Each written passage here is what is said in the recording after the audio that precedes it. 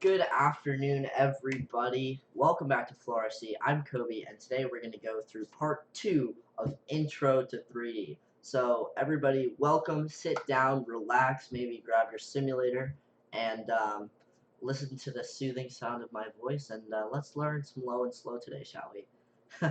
Alright, so going off of yesterday, we did rolling fundamentals. So rolling fundamentals was all about the 4-point rolls and the slow rolls and just kind of figuring out what does what in a roll and how to keep it nice and level throughout. So today, we're going to get into the more low and slow and the old style of 3D, which is dying, which is very sad, by the way. Bring back low and slow.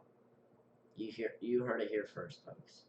So the first thing we're going to talk about is the Harrier. So the very simple Harrier that we all love and that we all cherish, okay? Because the Harrier is the building block for every single thing low and slow. You name it, rolling Harriers, inverted Harriers, uh, everything, hovers, waterfalls, just everything goes off of just a simple Harrier and just the thrust of your engine over your surfaces, because we have the most powerful airplanes ever and they're super cool and we want to use it to the full potential with that big DA-120 swinging a Falcon 2711. You want to be that big boy at the field that uses every single penny of that DA-120, right? But that's not the point of this video. Don't think that I'm out here trying to say that low and slow is full throttle, because no, it's not. It's all about throttle manipulation and how you use that left stick. How you use that left stick, guys. The rudder and the engine, the motor, whatever you guys want to call it. Okay? So, what is a Harrier? A Harrier is basically a high alpha maneuver where the motor, if you guys say something about the comments where it's like, oh, it's an engine, whatever, okay, y'all, it's the same thing, it's fine. But it's not the same thing. Whatever. So, it's where the motor is creating all of the lift, okay, because it's so powerful, okay, that the the wings, I'm sorry, no longer have lift. They no longer produce lift. That is called high alpha, okay? So what you're going to want to practice is keeping it nice and level, keeping it at the same altitude, and keeping it flat all the way around, okay? Just like this, okay? But Kobe, I've seen so many people like touch wingtips and stuff and inverted Harriers and stuff. We're not there yet, guys. We're learning. All right? So once you guys start to get good, then you can start touching wingtips and stuff, but I'm not liable for that.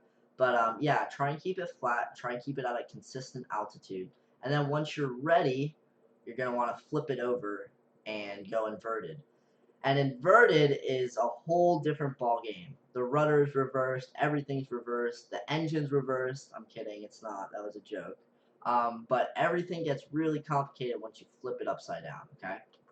So the thing that helped me in inverted Harriers was once you get into your inverted Harrier, kind of figure out what your rudder does and where it goes, because usually a lot of people get confused on the rudder in the inverted Harrier, and that's how you crash, and then your beloved airplane is now on the ground, which is very sad.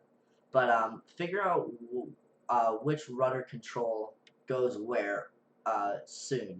Do it early so you know. Okay, and eventually it'll become second nature, and you can just tell what rudder does what at the orientation that it does that, because we're all great pilots here, right? So once you start doing that, then you can start getting into the hover, okay? And then the hover, if you don't put any aileron in it, then it's going to start doing this, and then eventually you're going to be like this, and you're going to be like, oh my gosh, what do I do, Kobe? And I'm not going to be there to help you, and then that's going to happen. We don't want that to happen, guys. So we're going to want to practice this all the way right here, okay? We're not going to want to practice it all the way up here, because that is the single worst thing you can do to practice low and slow, is practice high, because you don't get a good visual representation of the airplane, and where it's going, the altitude it's at. If you're gaining or losing altitude, it's terrible. So you're going to want to drop it down to right about like a half mistake high. So if you do something wrong, you're like 50% going to crash your airplane. But, you know, that's just how it is. But we're going to want to practice this at about this altitude. We're not going to want to do it down here because we're not the world's greatest pilot yet, guys. We're not. We're not. That's why we're learning. But that's okay. That's all the fun is learning, okay? So we're going to want to practice this about here. And hovers, you can even do this. And hovers suck up high too. You'll think that you're doing something wrong. You'll be like, Kobe, what's happening? I'm falling out of my hovers.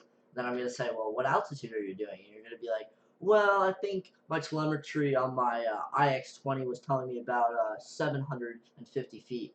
And you'd be like, there's your problem. That's your problem right there. But yeah, so once you guys get all of those basics down and you're solid on it, your fundamentals are just freaking amazing, you know, then you're going to want to start to get into the beloved rolling Harriers, guys. The rolling Harriers, the pinnacle of RC. This rolling Harriers, one of the hardest maneuvers in RC that you can do is the rolling Harrier. So I'm not really going to get too in depth with the rolling Harrier because it's so complicated that I'm going to need to do a whole separate video on it. But this is just the basics if you want to start out and don't want to wait for my lazy butt to do a rolling Harrier video.